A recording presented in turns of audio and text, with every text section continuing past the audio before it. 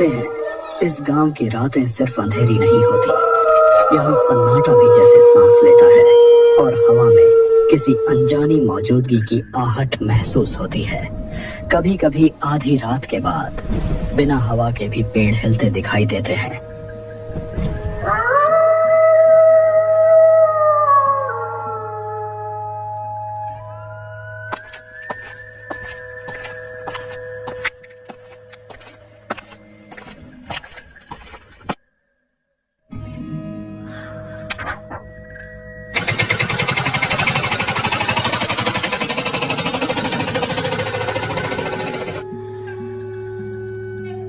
अच्छा ठीक है बड़े बाबू, कल भोर होते ही मैं पोस्ट ऑफिस आ जाऊंगा। आज इस अंधेरे में रास्ते पर ना निकलना ही बेहतर होगा। आप अभी आराम कर लीजिए, सफर भी लंबा था और सामान भी अभी अभी घर पहुंचा है। गांव में रात को रास्ते थोड़े सुनसान रहते हैं, इसलिए सुबह उजाला होने पर ही बाहर निकलना अच्छा रहेगा।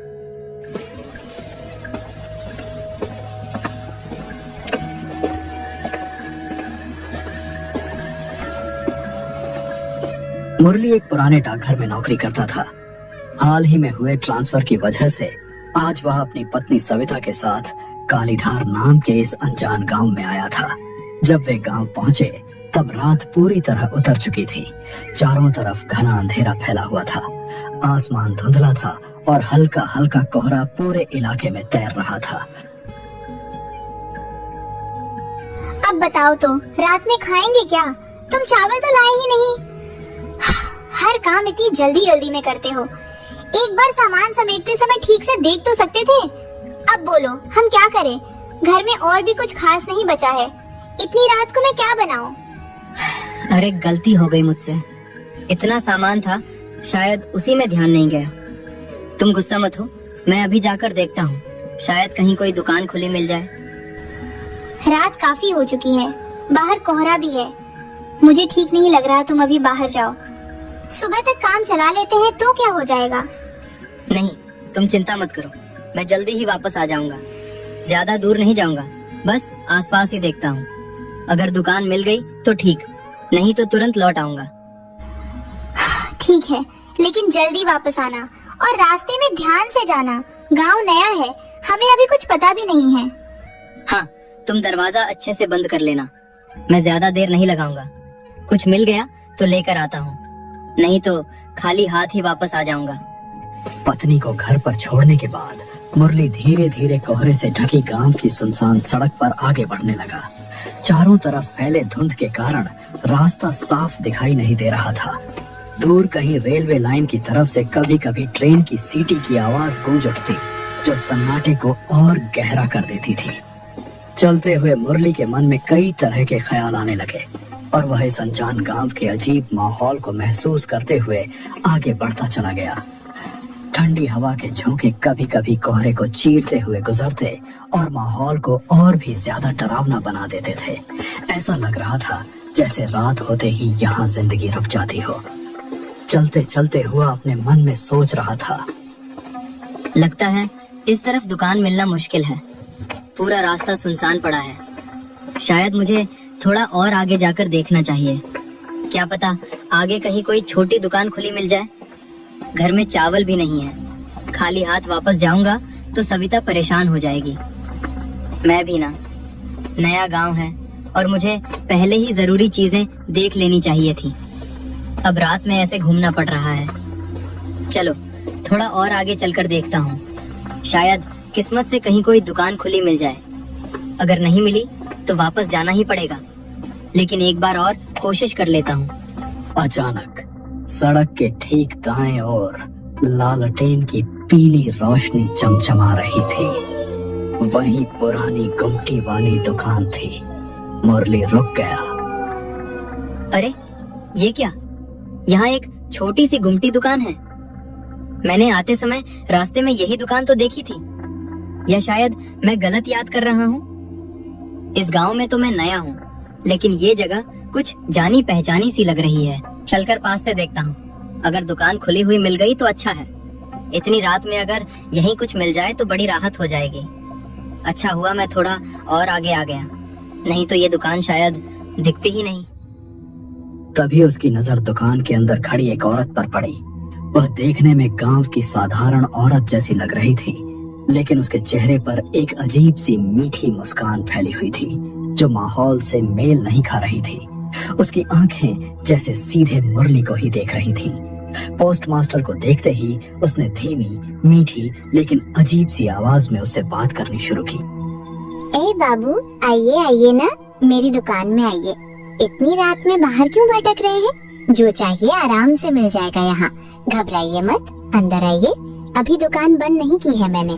गांव में रात को सब जल्दी बंद कर देते हैं, लेकिन मैं थोड़ी देर और बैठती हूँ। बताइए बाबू, क्या चाहिए आपको? चावल, आटा या कुछ और? जो चाहिए निकाल देती हूँ। दुकान के करीब पहुंचते ही मुरली अचानक थोड़ा चौंक गया, जैसे उसे वहां के माहौल में कुछ अजीब सा महसूस हुआ हो।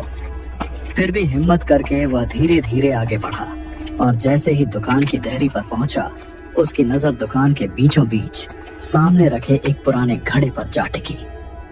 उस घड़े के चारों ओर काली सी काई जमी हुई थी, जैसे वह बहुत सालों से वहीं रखा हो। घड़े के आसपास की जमीन भी नम और धुंधली सी लग रही थी। मुरली कुछ पल तक उसे देखता रहा। अरे बाबू, जरा सुनिए ना, ये घड़ा रास्ते में रखा है, बार बार पैर लग जाता है। मेरी आंखों में कई दिनों से जलन हो रही है, ठीक से दिखाई भी नहीं दे रहा। आप जरा इसे पैर से साइड कर दीजिए ना, नहीं तो मैं खुद हटा देती, लेकिन अभी ठीक से देख नहीं पा रही। अच्छा, ये घड़ा ठीक है, हटा देता हूँ। वैसे यहाँ बीच में क्यों रखा है? किसी काम का है क्या? अरे नहीं बाबू, पुराना बेकार घड़ा है, कब से पड़ा है, बस फेंकना ही था। आप जरा इसे दूर कर दीजिए, दुकान में जगह भी खाली हो जाएगी। ठीक है, अगर बेकार है तो हटा देता हूँ। मुझे लगा शायद किसी काम का होगा, इसलिए पूछ लिया। ठीक है, अभी हटा देता हूँ, आप चिंता मत कीजिए। मुरली ने बिना कुछ सोचे झुमरी के कहने पर उस घड़े को जोर से लात मार दी। जैसे ही उसका पैर घड़े से टकराया, वह दूर जाकर भारी आवाज के साथ जमीन पर गिरा और जोरदार धमाके से टूटकर कई टुकड़ों में बिखर गया।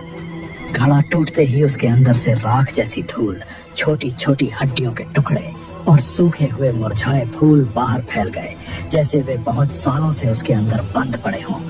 जमीन पर गिरते ही उन चीजों से एक तेज सड़ी हुई बदबू हवा में फैलने लगी, जिससे आसपास का माहौल अजीब और भारी सा लगने लगा। मुरली कुछ पल तक टूटे हुए घड़े और जमीन पर फैली उन चीजों को देखता रह गया। उसे यह सब बहुत अजीब लगा। ये कैसी बदबू है? और ये जमीन पर क्या बिखरा हुआ है? ये सब क्या है यहाँ? अरे कुछ नहीं बाबू, आप चिंता मत कीजिए। यहाँ आसपास बच्चे खेलते रहते हैं ना, पता नहीं कौन क्या उठाकर फेंक जाता है। मैं तो रोज साफ करती रहती हूँ, लेकिन फिर भी गंदगी हो ही जाती है। बाबू, आप बताइए ना, आपको क्या चाहिए? मुझे चावल चाहिए। आपके पास चावल है क्या? मुझे 1 किलो चावल दे दीजिए। हाँ बाबू, है ना, अभी देती हूँ, आप यहीं रुकिए। फिर उसने दुकान के एक कोने से एक पैकेट उठाया, जो बाकी सामान के मुकाबले बिल्कुल नया और चमकदार लग रहा था। उसने धीरे से वह पैकेट मुरली के सामने रख दिया, जैसे वह उसी के लिए पहले से अलग रखा गया हो।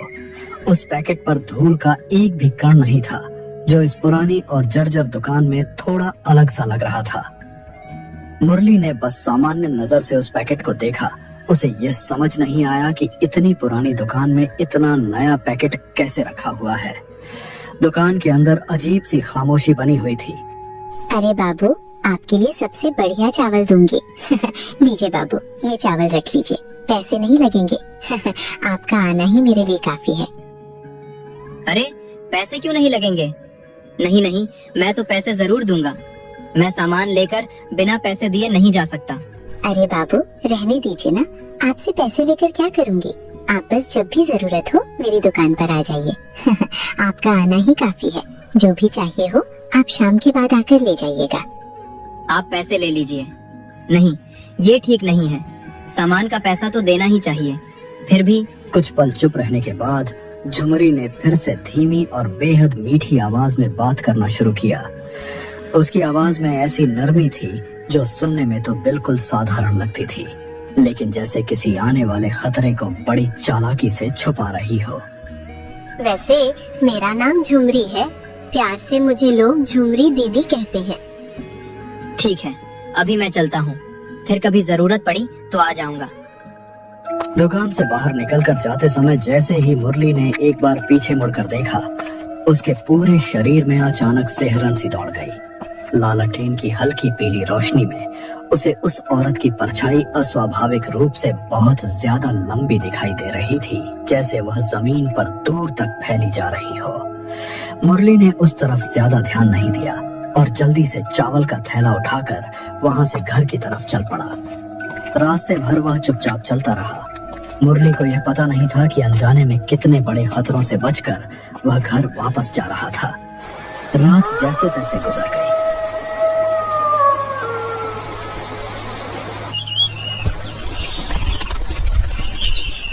अगले दिन सुबह होते ही मुरली पोस्ट ऑफिस पहुंच गया। पोस्ट ऑफिस के बाहर ही सरजू काका खड़े दिखाई दिए।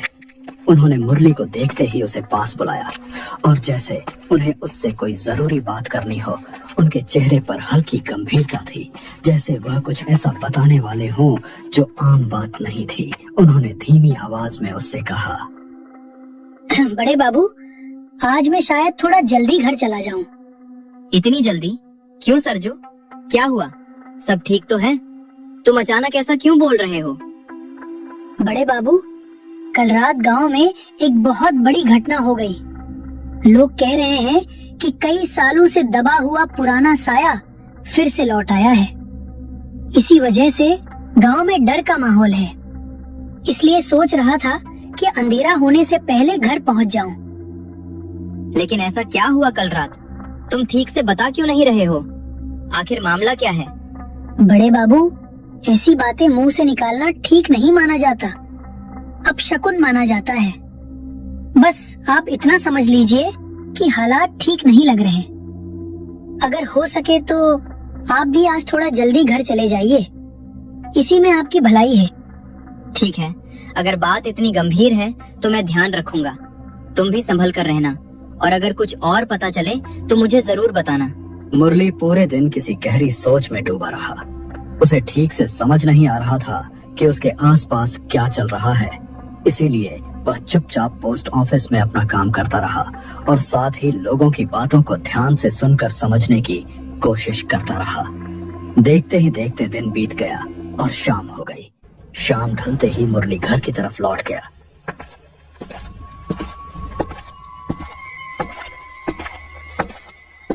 जैसे ही वह घर पहुंचा, सविता खाना बना रही थी। तभी उसने मुरली को घर के अंदर आते देखा और उसे देखते ही उसके चेहरे पर खुशी झलक उठी।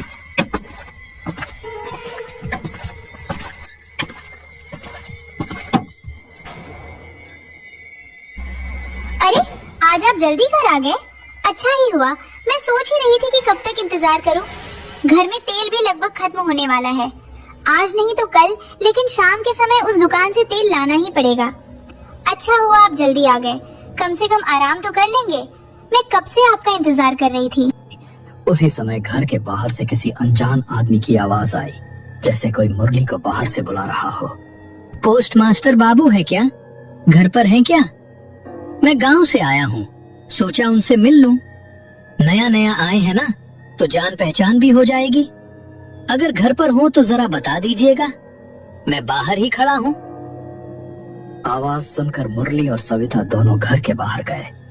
मुरली जैसे ही घर के बाहर निकला और सामने देखा, तो उसके सामने गांव का ही एक पतला दुबला सा आदमी खड़ा दिखाई दिया। उसकी शक्ल से लग रहा था कि वह यहीं का रहने वाला है और किसी काम से मुरली से मिलने आया है। मैं यहीं आपके बगल वाले घर में रहता हूँ, सोचा आपसे मिलकर थोड़ी जान पहचान कर लो।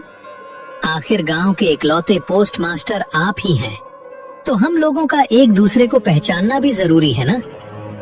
गांव में कोई नया आता है तो हम लोग मिलकर हालचाल पूछ लेते हैं। अगर आपको यहाँ किसी चीज की जरूरत पड़े या गांव के बारे में कुछ जानना हो तो बेझिझक बता दीजिएगा। हम पड़ोसी हैं तो एक दूसरे के काम आना ही चाहिए। बात करते करते उस आदमी के चेहरे के भाव धीरे धीरे गंभीर होने लगे, जैसे वह अब कोई गंभीर बात कहने वाला हो। बाबू, एक बात कहूँ, बुरा मत मानिएगा, लेकिन सांझ ढलने के बाद आप बिल्कुल भी घर से बाहर मत निकलिए। गांव के ऊपर बहुत बड़ा खतरा मंडरा रहा है। खतरा? कैसा खतरा? और तुम इतनी गंभीर बात क्यों कर रहे हो? पहले भी मैंने कुछ सुना था। साफ साफ बताओ, आखिर हुआ क्या था इस गांव में? बाबू, कई साल पहले इस गांव में झुमरी नाम की एक औरत रहती थी। उम्र रही होगी करीब 30-32 साल। देखने में बहुत सीधी सादी लगती थी। रेल लाइन के पास उसकी छोटी सी दुकान थी। उसका व्यवहार इतना मीठा था कि लोग उसे प्यार से झुमरी दीदी कहते थे। उसकी दुकान पर हमेशा भीड़ लगी रहती थी। लेकिन फिर एक दिन अचानक गांव की एक लड़की गायब हो गई। बहुत ढूंढा लेकिन वह नहीं मिली। फिर हर अमावस की रात जवान लड़के लड़कियां गायब होने लगे। 3-4 बच्चे ऐसे ही गायब हो गए। हे भगवान, फिर किसी को शक नहीं हुआ उस पर? या किसी ने कुछ देखा नहीं? एक दिन गांव के ही एक आदमी ने छिप कर देखा कि झुमरी अपनी दुकान के पीछे काला जादू कर रही थी और पास के गांव की एक लड़की बेहोश पड़ी थी। तब गांव वालों को समझ आ गया कि गायब हुए बच्चों के पीछे उसी का हाथ था। गांव वाले गुस्से से पागल हो गए। सबने मिलकर उसे पकड़ लिया और इतना मारा कि वहीं उसकी मौत हो गई।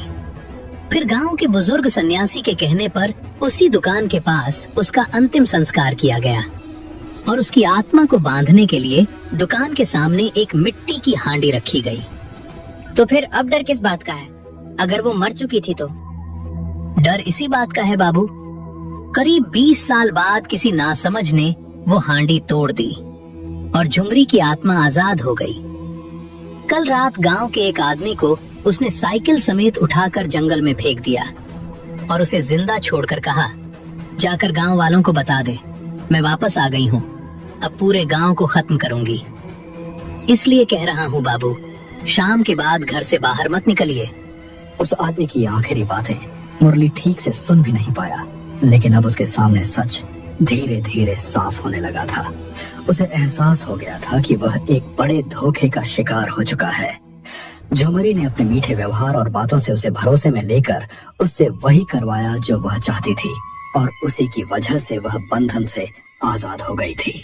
अब सीधी बात यह थी कि मुरली की एक गलती की वजह से पूरे गांव पर खतरा मंडराने लगा था। यह सोचकर मुरली का मन भारी हो गया। मुरली समझ गया कि अब इस आदमी को पूरी सच्चाई बताना बहुत जरूरी है, नहीं तो आगे चलकर हालात और ज्यादा खराब हो सकते हैं। उसने गहरी सांस ली और ठान लिया कि अब वह कुछ भी छिपाएगा नहीं। उसे यह भी एहसास हो रहा था कि जो हो चुका है उसे बदला नहीं जा सकता, लेकिन शायद सच बताकर वह आने वाले बड़े खतरे को टालने में मदद कर सके। अब हालात सिर्फ उसके अपने नहीं रहे थे, बल्कि पूरे गांव की सुरक्षा उससे जुड़ चुकी थी। बाबू, आप अचानक इतने शांत क्यों हो गए? क्या बात आपके मन में चल रही है? घबराने की कोई जरूरत नहीं है, बस मेरी बात मानिए। शाम ढलने के बाद घर से बाहर मत निकलिए, यही सबसे जरूरी है। मैं आपसे एक जरूरी बात छिपाना नहीं चाहता। सच ये है कि जो ये बड़ा खतरा गांव पर मंडरा रहा है, उसमें मेरी भी गलती जुड़ी हुई है। लेकिन भरोसा रखिए, मैंने जानबूझकर कुछ नहीं किया। मुझसे अनजाने में ऐसी गलती हो गई जिसका अंजाम इतना भयानक होगा, ये मैंने कभी सोचा भी नहीं था। बाबू, आपकी बात सुनकर मैं और उलझ गया हूँ। आप साफ साफ बताइए, आखिर ऐसा क्या हो गया? आपने ऐसा क्या कर दिया जिससे ये सब शुरू हो गया? मुरली ने गांव में आने के बाद से अब तक जो कुछ भी हुआ था, वह सब उस गांव वाले आदमी को विस्तार से बता दिया। उसने बताया कि कैसे शाम को घर में चावल खत्म हो जाने की वजह से उसे मजबूरी में उस पुरानी दुकान तक जाना पड़ा। फिर उसने झुमरी के मीठे व्यवहार के बारे में बताया, कैसे वह सामान्य गांव की औरत की तरह बात कर रही थी और उसने मुरली का भरोसा जीत लिया था। मुरली ने यह भी साफ साफ बता दिया कि झुमरी के कहने पर उसने उस मिट्टी की हांडी को बेकार कचरा समझकर दुकान से दूर लात मारकर फेंक दिया था और उसी के बाद वह हांडी टूट गई थी। मुरली ने यह सब बताते हुए कहा कि उस समय उसे जरा भी अंदाजा नहीं था कि वह किसी बड़ी गलती की तरफ बढ़ रहा है।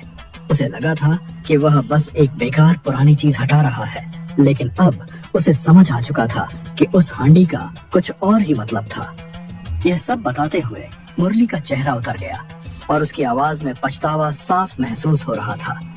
उसने गांव वाले आदमी से कहा कि अगर उससे कोई गलती हो गई है तो वह उसे सुधारने के लिए जो भी जरूरी होगा वह करने को तैयार है। ओह, तो ये सब आपकी वजह से हुआ है बड़े बाबू।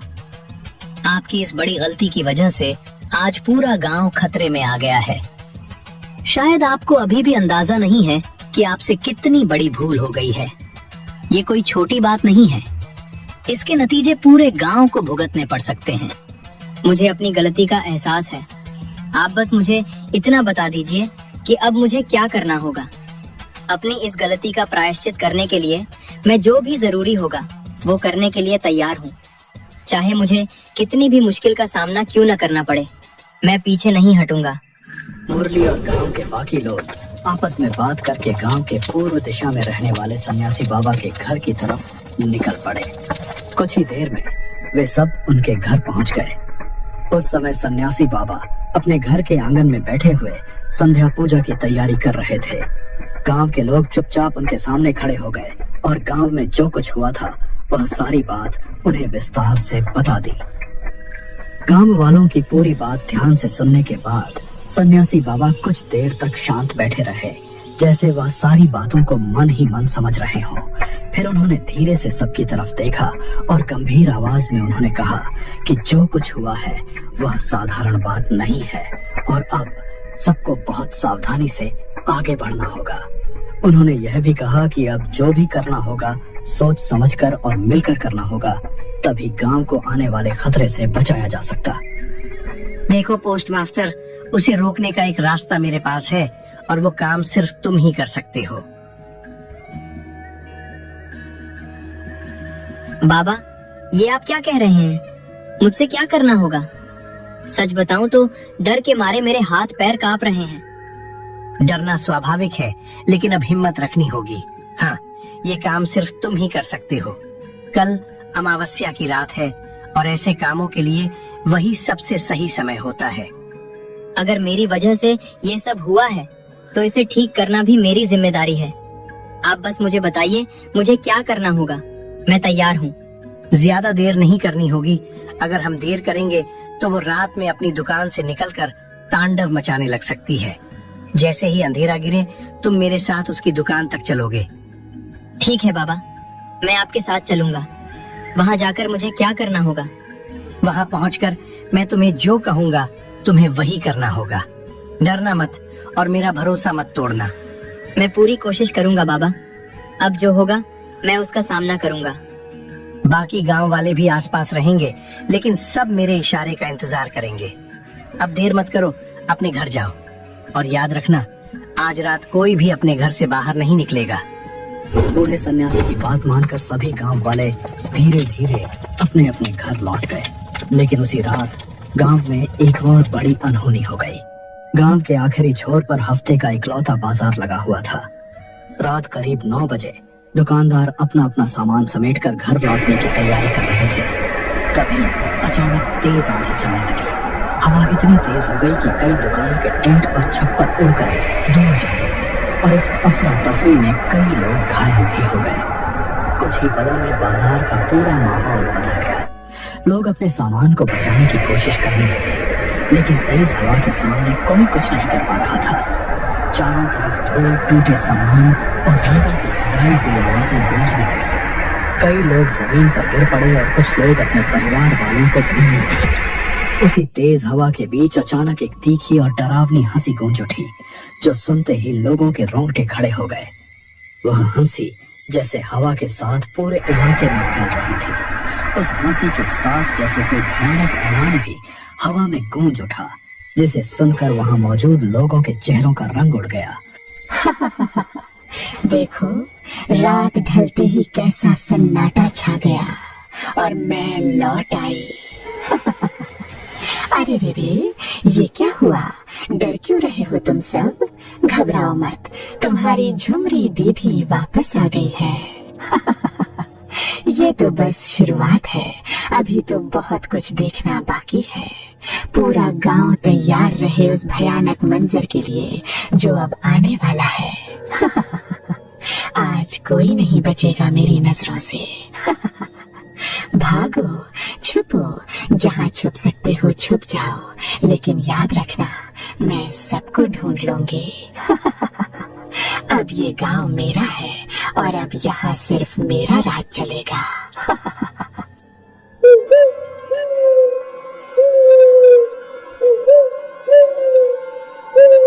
अगले दिन घोर अमावस्या की रात थी। जैसे ही अंधेरा पूरी तरह चारों तरफ फैला, बूढ़ा सन्यासी, कुछ गांव वाले और मुरली पहले से ही उस पुरानी दुकान के पास पहुंच चुके थे। वे सभी चुपचाप वहां खड़े आसपास के माहौल को देख रहे थे, जैसे किसी खास पल का इंतजार कर रहे हों। देखो पोस्ट मास्टर, अब तुम्हें अपना दिल मजबूत रखना होगा। ये काम अब सिर्फ तुम ही कर सकते हो। हमारे पास ज्यादा समय नहीं है। याद रखना, वो तुम पर भरोसा करती है क्योंकि अनजाने में सही, लेकिन तुमने ही उसे उसके पुराने बंधन से आजाद किया था। तुम दुकान के अंदर जाओगे और उसे बातों में उलझाए रखोगे। उसे शक नहीं होना चाहिए कि बाहर क्या हो रहा है।